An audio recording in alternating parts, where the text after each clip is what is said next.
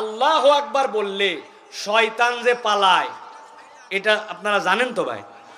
এর কোনো প্রমাণ আছে আপনাদের কাছে? আছে? ওই যে চাচার কাছে বলে আছে, কি প্রমাণ? ওই মাপলার পেছানি বলছে আছে।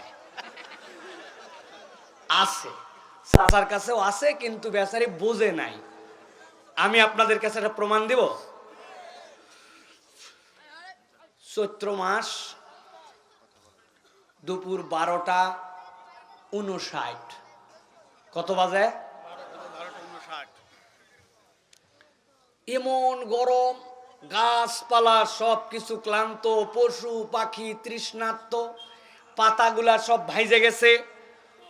বালুর একটা ঢিপি, ওই ঢিপির মধ্যে একটা কুত্তা আদা মরা হয়ে কায়েত হয়ে শুয়ে আছে। খানিকক্ষণ পর পর খালি জিভা বের করে আছে না ভাই? বাজে কত? 12:59। হঠাৎ করে 1 মিনিট পরেই 1টা বেজে গেছে। আপনার মসজিদে দেখবেন মসজিদ থেকে আজান শুরু হয়েছে, জোহরের আজান বেশিরভাগ 1টার সময়। আল্লাহু আকবার, আল্লাহু আকবার। যেই আজান হয়েছে, আল্লাহু আকবার বলা শেষ, এই আদা মরা কুত্তা যেটা বালুর কাছে শুয়েছিল, ওই আস্তে করে মাথা তুলে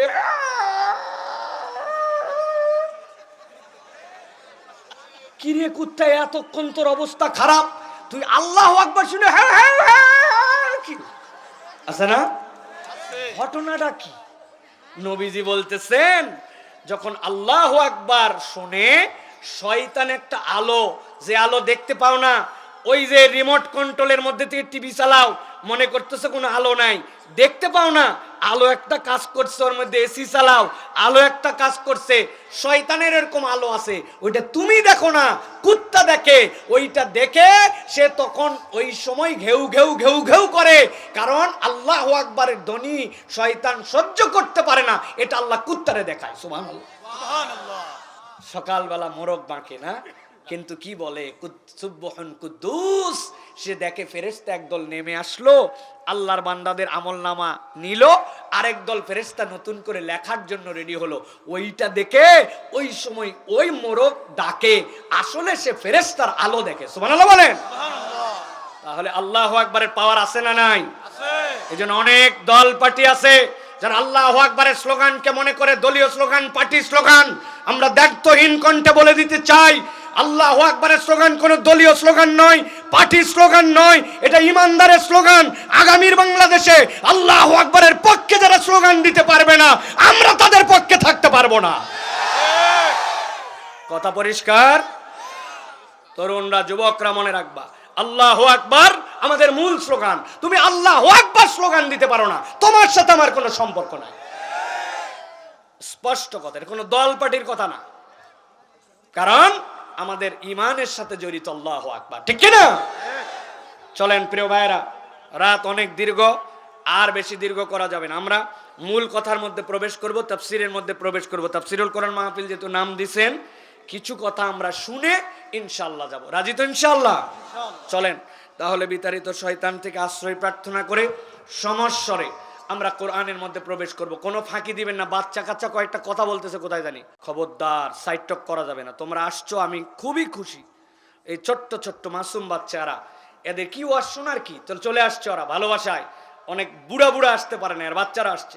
কথা বলা যাবে না বাবা, একদম দিল থেকে কথা শোনো। সকলে চলেন সমস্যারে বিতাড়িত শয়তান থেকে আশ্রয় প্রার্থনা করে আমরা কোরআনের মধ্যে প্রবেশ করব। আমার সাথে পড়েন, একটা জবানও বন্ধ রাখবেন না, জোরে না কিন্তু পড়তে হবে। সকলে পড়েন, আউযু বিল্লাহি মিনাশ শাইতানির রাজিম, বিসমিল্লাহির রাহমানির রাহিম। ওয়াতলু আলাইহিম নাবা আল্লাযী آتيناه آياتنا فانسلخ منها فأتبعه الشيطان فكان من الغاوين.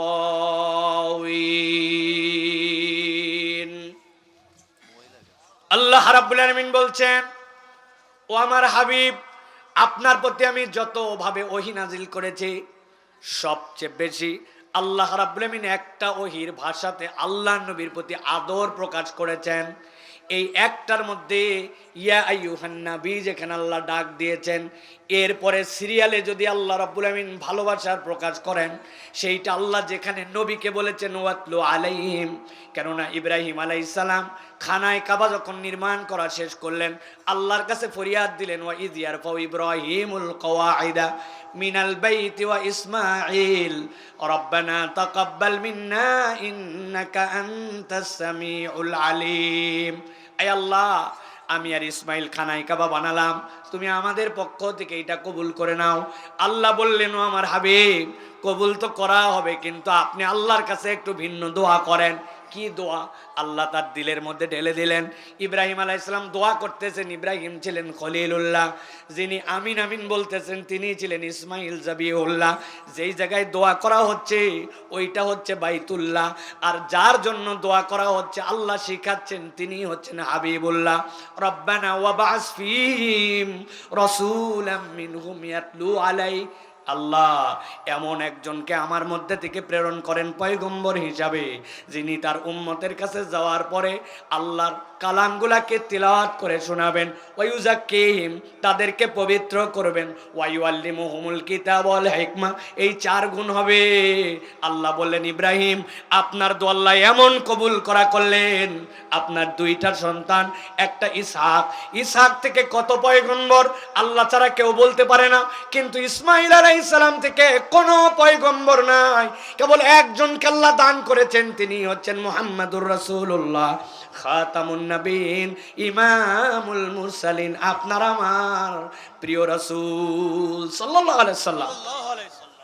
আল্লাহ বললেন, ওই যে আপনি বলেছিলেন ওয়াতলু আলাইহিম, আপনাকে এখন ওহী দেওয়া হচ্ছে, গভীর মনোযোগ। 3 মিনিট আগে ভূমিকাটার মধ্যে ঢুকতে হবে, মাথার মধ্যে এটা গেঁথে নিতে হবে। 3 মিনিট। ওয়াতলু আলাইহিম, আপনি তাদের কাছে তেলাওয়াত করেন, নাবা আল্লাযী, এমন একটা মহাসংবাদ, এমন একটা খবর, আল্লাযী যাকে আতাইনাহু আমার পক্ষ থেকে দিয়েছিলাম, আয়াতিনা আল্লাহর অসীম নিদর্শন।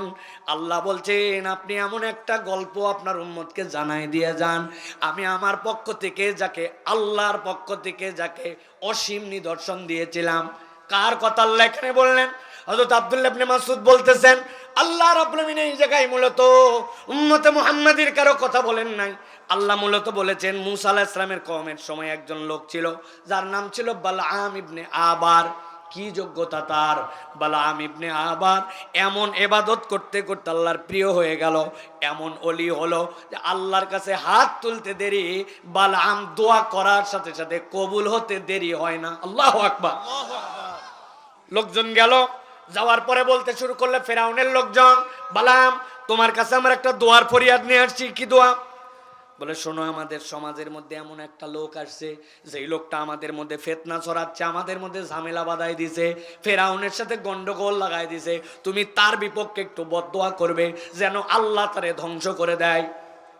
সাথে সাথে বালাম বলল, এটা কি সেই লোক নাকি? বলে, কোন লোক? এরকম করে বগলের নিচে হাত দেয়, হাত দেওয়ার পরে যেই না হাত বের করে, বের করার সাথে সাথে হাত দিয়ে আলো বের হয়, আবার যখন প্রয়োজন শেষ আস্তে করে হাতটা বগলের নিচে নিয়ে নেয়, তার আলো বন্ধ হয়ে যায়। কিন্তু এত প্রদীপ্ত আলোর পরেও তার হাত তো কখনো পড়ে না। এটা কি সেই লোক নাকি? কোন লোক?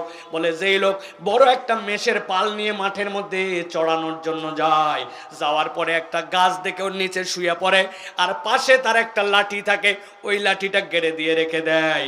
অন্যরা তাদের মেষের পাল নিয়ে ব্যস্ত থাকে, আর ওই লোক ঘুমায়, আর তার পালের মধ্যে থেকে কোনো মেষ, ভেড়া, বকরি যদি বাহিরে দৌড়াদৌড়ি করে, তারে কিছু করা লাগে না, ওই লাঠি একাই উঠে যায়, পিটায়া সবগুলাকে লাইন মতো নিয়ে আসে, আবার লাঠি দাঁড়ায় যায়। ওই লোকের বিপক্ষে বদদোয়া করতে বলছো নাকি? বলে, তোমার কাছে ওয়াজ শুনতে আসি নাই, এটাই সেই লোক, তার বিপক্ষে তুমি বদদোয়া করো, সে যেন ধ্বংস হয়ে যায়। বালাম বলল, আমার তো মনে হয় এই লোক তো সত্য হলেও হতে পারে, আমি তো তার বিপক্ষে বদদোয়া করতে পারবো না। সাথে সাথে লোকজন তাকে বলতে শুরু করলো, মনে করছো আমাদের স্বার্থে আসছি, তোমারও স্বার্থ আছে। কি স্বার্থ? কই তোমার দপ্তরে কেন আসছে? হাদিয়া তোপা নিয়ে আসছে, তোমার কাছে মানুষজন দেখা সাক্ষাৎ করতে আসে, বিভিন্ন জিনিসপত্র তোমারে দেয় কেন? তোমার দোয়া কবুল হয় বলে। এখন যেই লোক এই কেরামতি দেখাচ্ছে, এখন ওই লোকও যদি সমাজে প্রতিষ্ঠিত হয়, তোমার দপ্তরে মানুষ আসবে না, মানুষ তখন তার দরবারে যাবে। তোমার কল্যাণের জন্য তারে ধ্বংস করলে সব তোমার। আল্লাহ বলতেছেন শয়তানের প্ররোচনায় পড়ে গেল, বালাম হাত তুলল, আল্লাহ মুসাকে ধ্বংস করে দাও। আল্লাহ সাথে সাথে তাকে ইলহাম করে জানায় দিলেন, অতীতের যা আমল ছিল ধ্বংস করে দেওয়া হলো, যতদিন দুনিয়ায় বেঁচে থাকবে তোমার আর কোনো দোয়া কখনো কবুল করা হবে না। অপরাধ কি ভালো করে খেয়াল করেন, আল্লাহ বলতেছেন আল্লাযী আতাইনাহু আয়াতিনা, যাকে আমার পক্ষ থেকে স্পষ্ট নিদর্শন দেওয়া হয়েছিল, আমার নিদর্শন আমার সত্য সে চিনত, কিন্তু চেনার পরেও আল্লাহ বলছেন ফানসালাকা মিনহা, ওই সাপ যেরকম খোলস রেখে দিয়া মধ্যে থেকে বের হয়ে চলে যায়, আরবিতে এইটাকে বলা হয় ইনসেলাক। আল্লাহ বলছেন সত্য চেনার পরেও দুনিয়ার স্বার্থের কারণে সে নিজের রূপটাকে বের করে নিল, আল্লাহর আয়াত থেকে মুখ ফিরায় নিল। আমি আপনাদের চুয়াডাঙ্গার মানুষের কাছে জিজ্ঞাসা করতে চাই, এরকম চরিত্রের মুসলমান আমাদের সমাজেও আছে না? না, কারা তারা? দেখি আমি দুইজনকে চিনি, একজনের নাম বলে দিব, দেখেন তো মিলে কিনা। আপনার এলাকায় জুমার সময় আজান হয়েছে, আজানের পর আল্লাহর নির্দেশ, ইদা নুদিয়া লিস-সালাতি মিন ইয়াউমিল জুমআ ফাসাউ ইলা যিকরিল্লাহ ওয়া দারুল বাই। জুমার আজান হয়ে গেলে চলে আসো আল্লাহর দিকে। হয়তো ব্যবসাটা বাদ দেয় নাই, হয়তো মাঠের কাজ বাদ দেয় নাই, কিন্তু নামাজের জন্য আসছে। কমসে কম 1:15টার সময় মসজিদে হাজির, এরপরে খুতবা শেষ হওয়ার পরে একামতের সময় হলেও মসজিদে ঢুকছে, অন্তত জুম্মার নামাজ পড়ছে। এরকম মুসলমান আছে না নাই? কিন্তু জুম্মা শেষ, যেই আল্লাহর ডাকে উনি জুমায় আসছিল, ওই আল্লাহ আসরে ডাক দিছে হাইয়া আলাস সালাহ, মাগরিবে ডাক দিছে হাইয়া আলাল ফালাহ। যেই বান্দা জুমার নামাজে আসলো, আল্লাহর নিদর্শন জানার পরেও বুঝার পরেও ও সপ্তাহের নামাজ পড়ে না, জোহর আসর মাগরিব পড়ে না, কেবলমাত্র জুম্মায় যায়। তো আল্লাহর আয়াতে যদি জুম্মা চিনে, আল্লাহর আয়াত দিয়ে আল্লাহর নিদর্শন দিয়ে ওয়াক্তের নামাজ পড়ে না, এরকম মুসলমান সরোজগঞ্জে না। ভালো করে বোঝেন, ভূমিকার মধ্যে কিন্তু এখনো আছি। আল্লাহ বলতেছেন আল্লাযী আতাইনাহু আয়াতিনা ফানসালাখা মিনহা, সেখান থেকে মুখ ফিরায় নিল। এটা হচ্ছে 1 নম্বর অপরাধ, মুখস্থ রাখেন, জিজ্ঞাসা করব সময় মতো। আল্লাহ বলতেছেন নবী বলে দেন, যেই না সে মুখ ফিরায় নিল, আল্লাহর সত্য জানার পরেও সেখান থেকে পিছু টান দিল, নিজে পৃষ্ঠ প্রদর্শন করলো, ফাআতবাহুশ শাইতান, যেই না আল্লাহর বিধান থেকে কেউ সরে যায়, সাথে সাথে শয়তান তার পিছনে লেগে যায়। আল্লাহ বলছেন একবার শয়তান যার পিছনে লাগে, ফাকানা মিনাল গাওয়িন, আমি আল্লাহ বললাম নিশ্চিত নিশ্চিত থাকো সে পথভ্রষ্ট হয়ে যায়। কথাটা বোঝেন নাই ঠিক মতো। ছোট্ট দুটো উদাহরণ দেই। আপনাদের চুয়াডাঙ্গা এরকম বকাবকি আছে কিনা? আমরা আমাদের বাচ্চা কাচ্চাকে মাঝে মাঝে এরকম করে বকি, এই বাদরামি করিস কেন, বলেন আপনারা? মানে কি? মানে তুই একটা মানুষের বাচ্চা, বান্দর যেরকম লাফাই উলুঙ্গ এরম এরম কাজ করে, তুই এই কাজ করিস কেন? তার মানে যেই কাজ করতেছিস এইটা করলে তুই বান্দরের অনুসরণ করিস, ঠিক কিনা? মাঝে মাঝে এরকম বলেন কিনা, শয়তানি করবি না, খবরদার, তুই মানুষ হয়ে শয়তানি করিস কেন, বলেন কিনা? মানে কি?